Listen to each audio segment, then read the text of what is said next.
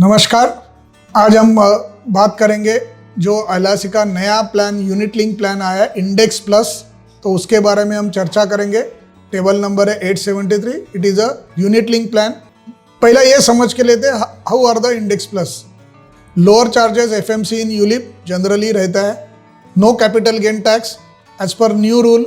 ULIP gain are tax free up to 2.5 lakhs. जो ये नया इंट्रोडक्शन फरवरी 2021 के बाद जितना भी यूलिप प्लान निकालेंगे अप टू 2,50,000 का जो भी प्रीमियम रहेगा ये टैक्स फ्री रहेगा। तो लॉन्ग कैपिटल गेन टैक्स आता नहीं है up to 2,50,000। ULIP easier to switch between the funds. You can switch online also. 4 switches are allowed in a year freely and then it is 100 rupees per switch.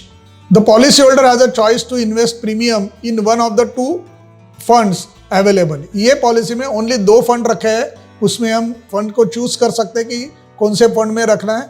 Each premium paid by the policyholder shall be subject to the premium allocation. यानी जो भी हम premium भरेंगे उसमें allocation charges रहेगा plus mortality charges रहेगा and balance amount will be utilise for the unit purchase the units.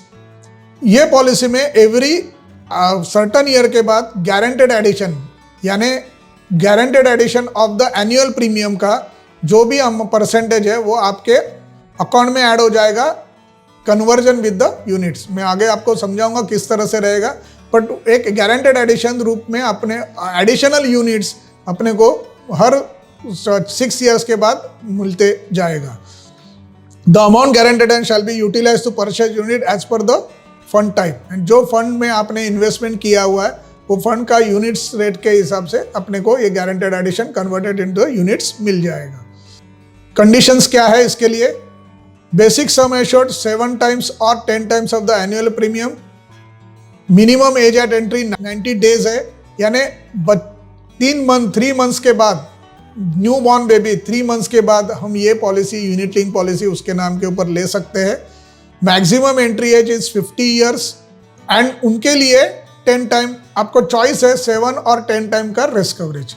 तो आप चॉइस कर सकते हैं 10 times का प्रीमियम लेना है, रिस्क कवरेज लेना है या 7 times का। और अगर अबव एज 50 है तो 51 to 60 age you are compulsory having a choice of 7 times। तो ये कंडीशन है for the insurance coverage.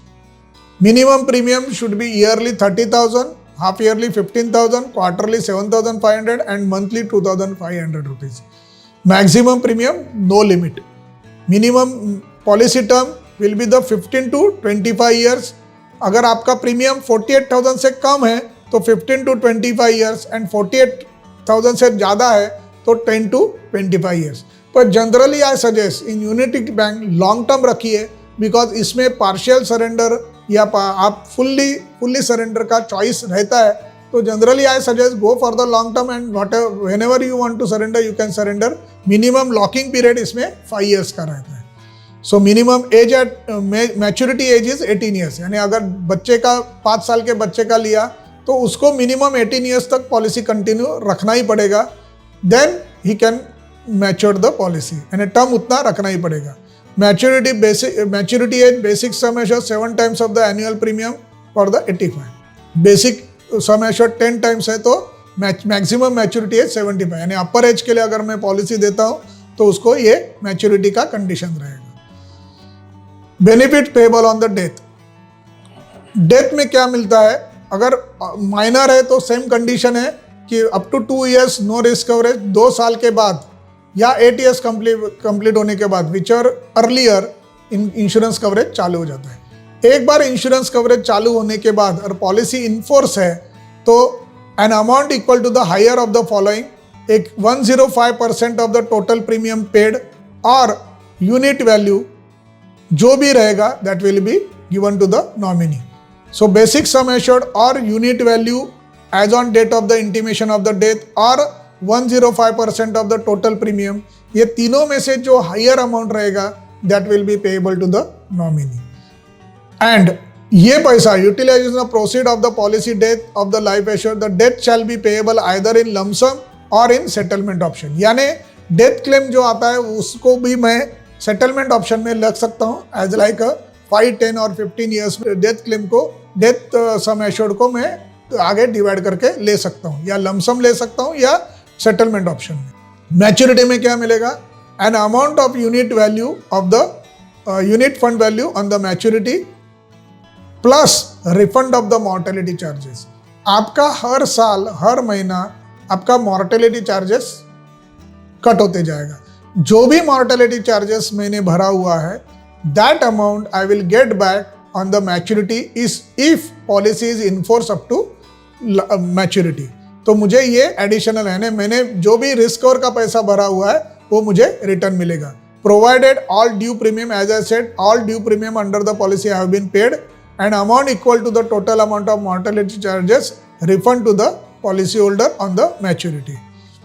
Refund of mortality shall not be payable in case of the surrender, discontinue और paid up policy. ये तीनों में refund of the mortality charges नहीं रहेगा, ये अवेलेबिलिटी नहीं रहेगा। अभी मॉर्टेलिटी चार्जेस ये पर्टिकुलर पॉलिसी में यूनिट लिंक में बहुत कम रहता है। रीजन इज दैट कि आपको पहले ही मैंने बताया कि डेथ में क्या मिलने वाला है, सम एश्योर्ड और unit value which ever is more. तो जैसा मेरा पॉलिसी एक एक प्रीमियम भरते जाता हूँ, मेरा यूनिट वैल्यू बढ़ते जाता है। तो difference between the sum assured and unit value will be the only risk coverage. For example, मैंने 1 लाख का पॉलिसी लिया है, प्रीमियम भर रहा हूँ, उसका रिस्क कवर 10 टाइम 10 लाख है। अभी फर्स्ट ईयर क्या हो जाएगा, मेरा रिस्क कवर 10 लाख का है, मेरा यूनिट वैल्यू जो भी रहेगा, समझो 1 लाख का प्रीमियम भरा और मेरा यूनिट वैल्यू भी 1 लाख है, तो मॉर्टेलिटी चार्जेस क्या होगा, 10 लाख के ऊपर नहीं आने वाला, 9 लाख के ऊपर मॉर्टेलिटी चार्जेस। नेक्स्ट ईयर मैंने 2 लाख का प्रीमियम भरा, उसके थर्ड ईयर में 3 लाख का प्रीमियम भरा और मेरा एनएवी का यूनिट वैल्यू 3 लाख का मेरा करीबन 4 लाख पे गया, एक पकड़ के चलते example.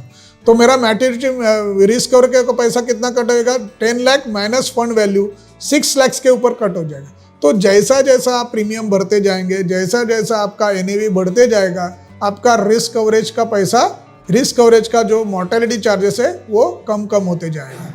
Break even point generally unit link में 5 to 6 ईयर्स के बाद ब्रेक इवन पॉइंट आ जाता है, यानी आपका unit value will be more than the your risk coverage.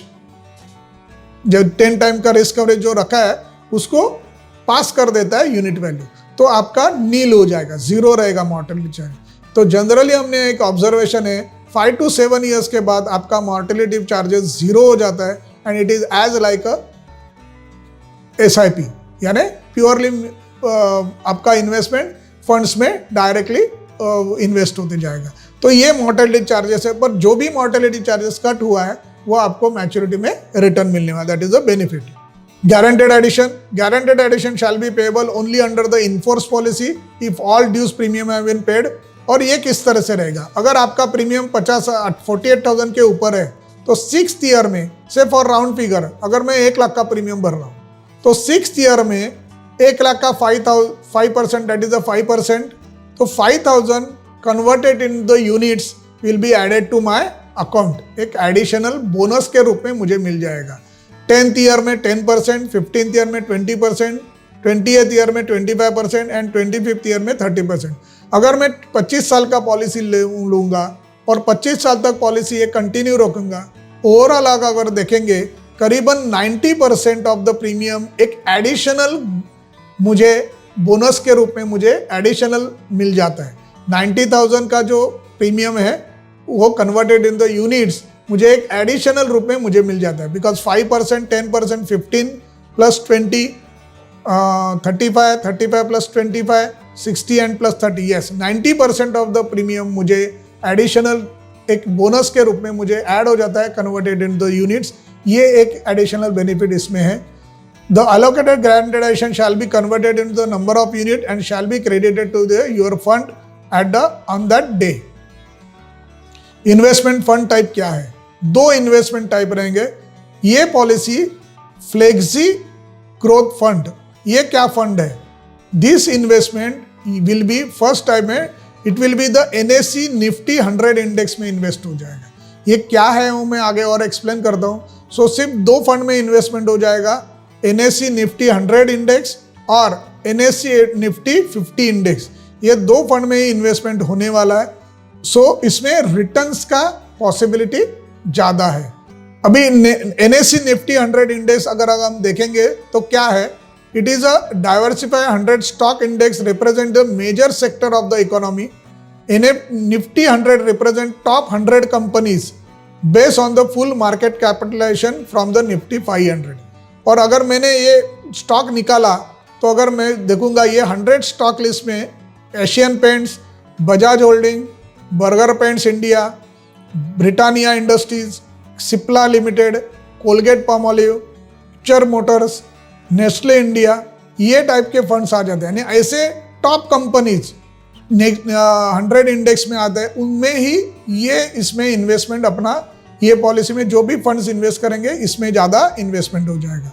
वैसे ही निफ्टी 50-100 में क्या है, तो अगर मैं देखा तो Reliance industries, Tata consultancy, HDFC bank, ICICI bank, जो फर्स्ट 50 टॉप कंपनीज है जो निफ्टी 50 इंडेक्स में आ जाते हैं। तो ओवरऑल अगर मैं देखूंगा कि इसमें इन्वेस्टमेंट में थोड़ा रिटर्न ज़्यादा आने का गुंजाइश है। और सेकंड, जैसा मैंने बताया कि सर्टन ईयर्स के बाद आपका रिस्क और का पैसा तो कट नहीं होने वाला है, और तो जो भी फंड्स है वो इन्वेस्टमेंट डायरेक्ट इसमें हो जाएगा, तो रिटर्न्स अच्छा छूटेगा। थोड़ा डिसकंटिन्यू फंड, अभी ये पॉलिसी का लॉकिंग पीरियड रहेगा 5 ईयर्स, बट अगर 5 साल के बीच में भी अगर मैं प्रीमियम बंद कर देता हूँ तो मेरा लॉस नहीं। I have to wait up to 5 years, but मैं समझो 3 साल के बाद प्रीमियम भरना बंद कर दिया तो ये पैसा मेरा डिसकंटिन्यू फंड में जाएगा, एंड इन्वेस्टमेंट का वैल्यू है वो NAV वैल्यू कंटिन्यू रहेगा, बिकॉज अलग से मैनेज हो जाएगा डिसकंटिन्यू फंड का फंड्स, और उसमें भी रिटर्न्स मिल जाएगा। 5 साल के बाद आपका पैसा रिटर्न मिल जाएगा as per the unit value. आगे मैं आपको दिखाऊंगा कि आज हमारे जो एग्जिस्टिंग पॉलिसी है उनका डिसकंटिन्यू फंड का रिटर्न कितना है वो भी बता देता हूँ, बट मिनिमम उसमें 4.5 से 4.5% छूटना ही चाहिए, ये कंडीशन है, तो आपका लॉस इसमें होने का चांसेस कम है। सो इन केस पॉलिसी लैप्स भी हो गया तो before 5 years, so investment pattern of discontinue fund shall be following asset mix, money market instrument 0 to 40% and government security 60 to 100%। ये आपका अगर आपने पॉलिसी बंद कर दिया, प्रीमियम नहीं भरा, तो ये फंड्स ये दो इसमें इन्वेस्टमेंट हो जाएगा और आपका फंड ग्रो होते जाएगा। प्रीमियम एलोकेशन चार्जेस क्या क्या हो जाता है, यानी आप जो प्रीमियम भरेंगे उसमें से प्रीमियम एलोकेशन चार्जेस रहेगा first, that is the first year 8% of the premium, and second and fifth year 5.5%, there is after 4%. So low allocation charges, mortality charges, ये भी मैंने आपको बताया कि certain years के बाद mortality charges 0 हो जाएगा, because it exceed the unit value exceed the sum assured, तो आपका वो भी mortality charges कम हो जाएगा। accidental benefit ये rider है, अगर आपने लिया तो उसमें से आपका पर पॉलिसी में से 40 पैसा पर 1000 कट होएगा, plus fund management charges, it is a 1.35% of unit fund for the both fund type available under the in-force policy, that is Flexi and Flexi Smart Plus Fund, 0.5% for the discontinued policy fund. तो ये fund management charges plus administration charges, first 5 years policy administration nil, year 6 minimum of the 1/5 of the 3.25%, तो ये policy administration charges. Switch charges, first 4 switch charges are free, but after that every switches for 100 rupees in a year. Partial withdrawal, you can withdraw, partial withdrawal is also allowed. आप certain percentage of the fund you can withdraw partially, तो उसमें partial अगर किया तो charges आ जाएगा, plus that is here it is given that policy year 6 to 10th year you can withdraw 20% of unit fund, 11 to 15th year you can withdraw 25, यानी in case of emergency you have liquidity by way of partial withdrawal। तो ये policy मैं भले 25 साल का लूँगा पर बीच में मैं इसमें partial withdrawal कर सकता हूँ, but with the certain condition। So partial withdrawal, the guaranteed addition to be attached after date of the partial withdrawal shall be reduced on the pro rata basis। तो partial withdrawal is also allowed। Now अगर हम ये policy में देखते हैं जो हमारे existing policy है उसमें क्या क्या NAV कैसा बढ़ गया है, तो हमारा फ्यूचर प्लस जो 2005 में आया था, आज 2024 में ग्रोथ फंड का मैं पर्टिकुलर अगर आपको बताऊंगा तो 11.7% का रिटर्न दिया गया है। जीवन प्लस 2005 में आया था, as on today growth fund का अगेन रिटर्न 10.98% है। मार्केट प्लस 2008 में आया था, उसका रिटर्न 9.81% है। मनी प्लस 2008 में आया था, ग्रोथ फंड का रिटर्न में देखूंगा तो 10.86% है। 2015 में इंडोमेंट प्लस आया था, आज का उसका रिटर्न 11.15% है। अगर मैं देखूंगा ना हमारे पहले पॉलिसी और आज के पॉलिसी में थोड़ा रिटर्न्स बढ़ गया। इसका दो कारण है। पहला कारण, पहले एलोकेशन चार्जेस ज़्यादा रहते थे, अभी एलोकेशन चार्जेस बहुत कम है कंपैरेटिवली हमारे old plan. Plus mortality charges हमारे फ्यूचर प्लस या पहले इसमें मॉर्टेलिटी चार्जेस ज़्यादा थे, अभी higher of the unit value और सम एश्योर्ड, तो उसके वजह से मॉर्टेलिटी चार्जेस भी कम है। तो ओवरऑल अगर मैं देखूंगा तो मेरा जो प्रीमियम में भरता हूँ उसका deduction will be less, investment will be more, automatically returns will be मोर, और एनएवी रिटर्न भी ज़्यादा है, तो वो भी एक फ़ायदा हो जाता है ओवरऑल रिटर्न्स आने में। सो निवेश प्लस जो हमारा रिसेंटली मार्च 2020 में आया था पॉलिसी, एज ऑन टुडे उसका वो पॉलिसी का रिटर्न एनएवी रिटर्न 7.62%। और अगर हम देखेंगे तो एनएवी रिटर्न और हमारा नेट रिटर्न में ज़्यादा फर्क नहीं रहता है। अगर ये 17% है तो करीबन 1-2% का मैक्सिमम फर्क रहेगा और आपको रिटर्न मिल जाता है, बिकॉज डिडक्शन विल बी कम रहता है। तो पहले का एनएवी का रिटर्न्स और अभी का NAV returns and net return उसमें फ़र्क ज़्यादा रहता था, अभी वो रिटर्न्स बहुत कम रहता है। तो 17% से ग्रोथ से हुआ है निवेश प्लस। इंडोमेंट जो 2010 में आया था उसका 10.56%। पेंशन प्लस जस्ट नाउ सितंबर 22 में आया हुआ है, pension plus purely pension plan है, और उसका रिटर्न आज एज ऑन टुडे 12.70% है। सो ओवरऑल अगर हम ग्रोथ फंड का अगर हम देखेंगे तो रिटर्न अगर हम देखेंगे तो एवरेज रिटर्न विल बी 11% के एवरेज रिटर्न है। तो लॉन्ग टर्म में ट्यूलिप पॉलिसी में आपको रिटर्न अच्छा आ जाता है, रिटर्न मिल सकता है। अगेन जैसा मैंने बताया कि डिसकंटिन्यू फंड आप अगर देखेंगे, निवेश प्लस का डिसकंटिन्यू फंड का रिटर्न आया है एनएवी रिटर्न 16.44%। यानी आपने प्रीमियम नहीं भरा, 3 साल के बाद प्रीमियम नहीं भरा, you have to wait for the 5 years, पर 5 साल के बाद आपको ये एनएवी से आपको आपका यूनिट वैल्यू रिटर्न मिल जाएगा। तो निवेश प्लस का डिसकंटिन्यू फंड का 16.44% है। पेंशन प्लस का डिसकंटिन्यू फंड अभी चालू हो गया 5.78% है। न्यू इंडोमेंट पॉलिसी 2015 में आ गया, डिसकंटिन्यू फंड का 7.27% है। यानी रिटर्न जनरली पॉलिसी में पॉलिसी लैप्स होने के बाद सरेंडर में थोड़ा सा नुकसान रहता है, पर यूनिट लिंक होने के कारण इसमें आपका नुकसान कम होने का चांसेस, संभावना कम है, आपको ये एनएवी रिटर्न मिलने वाला है। तो ऐसा एक compulsory saving with market related unit link plan ये अच्छा, और रिटर्न्स थोड़ा सा इसमें ज़्यादा गुंजाइश है बिकॉज ये इन्वेस्टमेंट इंडेक्स फंड में होने वाला है। सो segmentation again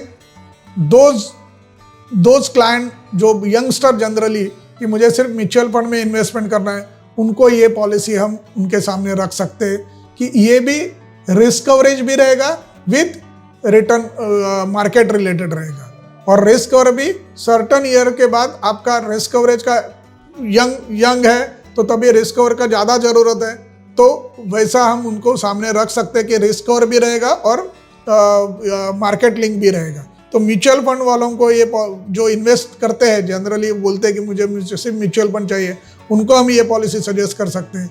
young generation tax free return, यानी ऑलरेडी 5 लाख का जो आज भी जो लिमिट हुआ है कि all conventional life insurance policy up to 5 lakh tax free, तो जिन्होंने ये ऑलरेडी 5 लाख रुपया कवर किया न्यू ईयर में 2024 1 अप्रैल 2024 के बाद जिन्होंने 5 लाख का प्रीमियम कवर किया है, उनको एक एडिशनल बकेट है जो यूनिट लिंक में पॉलिसी में अप टू 2,50,000 ये पैसा टैक्स नहीं रहेगा, टैक्स फ्री रहेगा।